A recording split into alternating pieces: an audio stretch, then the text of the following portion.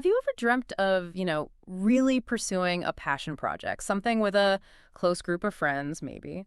Or wondered how to make an expensive hobby like hunting more accessible? Yeah. Well, maybe a hunt club is the answer. It's this kind of collaborative, organized way to do it. And maybe, just maybe, it's easier to start than you think, especially with friends and family. That's exactly what we're getting into today. We're here to break down the essential steps and honestly some surprising benefits of starting your very own hunt club. Okay. We're drawing insights from Connor Hermesh's article, How Do I Start a Hunt Club, Mm-hmm. on the AHLA blog. Mm. Think of this as your roadmap. Right. Not just the fun parts, but the practical stuff too. The things that make it work long term. Yeah, I'm really curious about how practical this actually is. Yeah. We're going to dig into, well, everything. Finding the land, obviously, but also protecting the club, the members, sounds crucial. So every big idea starts for why, right? For a hunt club, often it's just that desire to turn a personal passion into something bigger, Mm. shared. Yep. And the article points out a huge immediate benefit.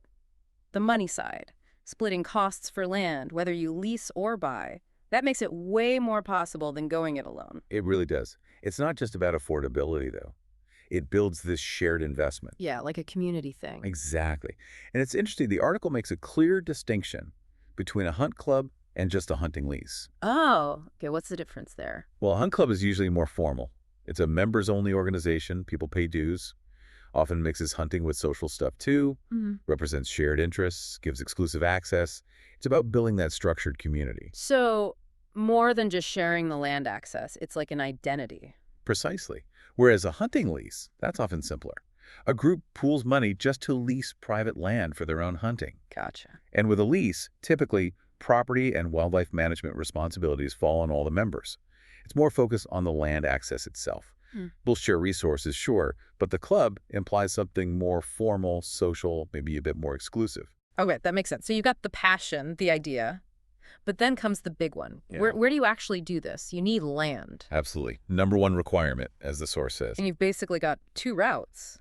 Lease from a landowner, or, if you can swing it, buy outright. Right. And this loops right back to that cost-splitting benefit we talked about. That's what makes the club structure so appealing for this step, sharing the financial load. Makes it achievable. Definitely. And some practical advice from the article here.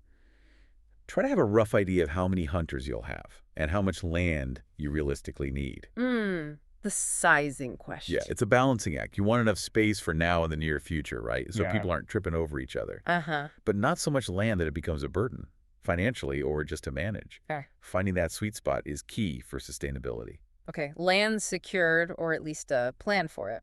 What's next? People, right, your team. Your core team, exactly. And the article really stresses this. Choose your founding members carefully. The advice is pretty straightforward. Start small and start with people you really trust. Because, and I love this quote from the article, it's easier to add new members than it is to kick members out. Ah!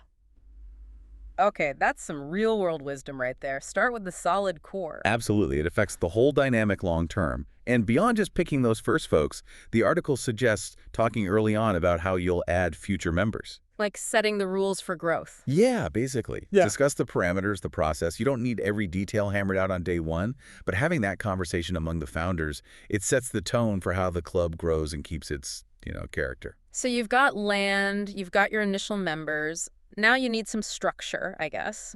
Laying down the law, so to speak. You do. It might feel a bit formal for a hobby, maybe. Yeah, I can see some friends rolling their eyes. Rules for hunting. Right. But the source is clear.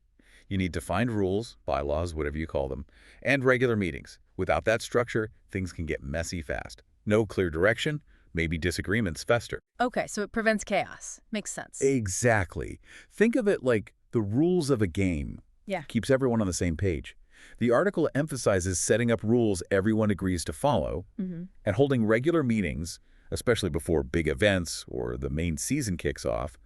It's also smart, the source suggests, to elect officers. Like a president, treasurer, that sort of thing. Yeah, people to manage different responsibilities, maintain order, and crucially, these need to be people the whole club trusts and respects.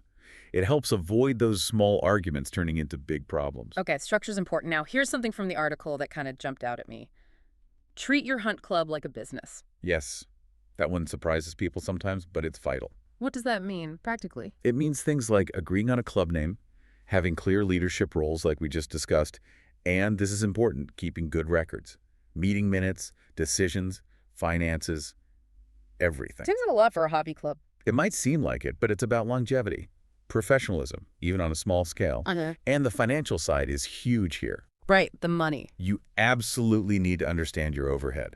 What does it cost to run this thing annually? Land payments or lease fees, maintenance, supplies, insurance. Insurance, yeah, we'll get to that. And you need a clear plan for how the club will cover those costs each year. Dues, fundraising, whatever it is. The article makes the point that this isn't just about buddies having fun. It needs to be sustainable. Exactly. Thinking like a business ensures it can be around for years, maybe even grow beyond what you first imagined. That's where the long-term enjoyment comes from. All right, now, insurance. You mentioned it. The article flags this as, well, non-negotiable. Absolutely critical. A no-brainer, really. You just can't skip it. And this is where it gets, like you said, really interesting. What happens if something goes wrong? An accident. That's precisely why you need it. The article's very clear. You must have an insurance policy for the club. Unforeseeable things just happen over time. It's inevitable. So what kind of coverage are we talking about?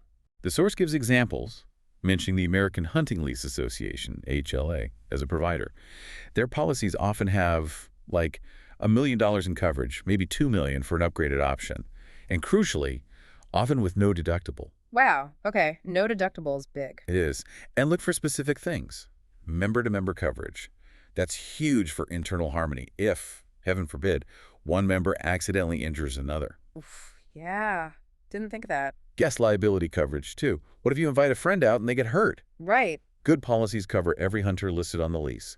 Fire damage liability, medical payments, even liability from tree stands or ATVs used for hunting. That's pretty comprehensive. It needs to be.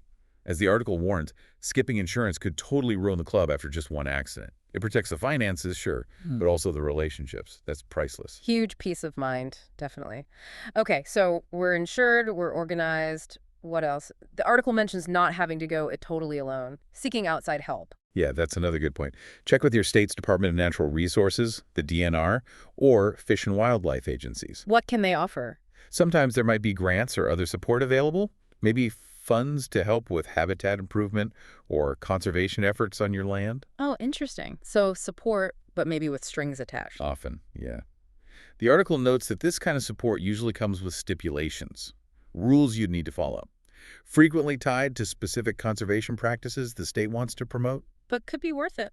Absolutely. It could be a great opportunity, helps the club financially, aligns you with broader conservation goals, which honestly helps ensure the club's future and contributes something positive. Win-win, potentially. So we've covered a lot. The roadmap is pretty clear now, from idea to operation. What's the final push? Well, the final push is really just starting. Yeah. But starting smart. Right. The article reminds us that, yeah, there are hurdles, but often the biggest barrier is just getting started. Inertia. So maybe that final push is just scheduling that first meeting with your trusted few. Or starting the land research seriously, taking that first real step. Exactly. Don't hesitate, but do it informed. And, as the source reiterates one last time, make sure you're insured right from the get-go. Along the way, as it says. For that peace of mind. Absolutely. Mitigates those inherent risks in hunting, lets the club thrive securely. So wrapping this up, what's the big takeaway for you, the listener? Starting a hunt club. It's doable. It blends that passion you have with smart, practical planning. Yeah. And the benefits sharing costs, exclusive access, they're significant. Hopefully this deep dive has given you a solid blueprint if this is something you're considering. And maybe a final thought to leave you with. Think about this blend. Shared passion, a formal structure, strategic planning, managing finances, covering risks. Now apply that framework. What other group projects, what other passions could you unlock or make more successful using these same principles? Organization, partnership, foresight.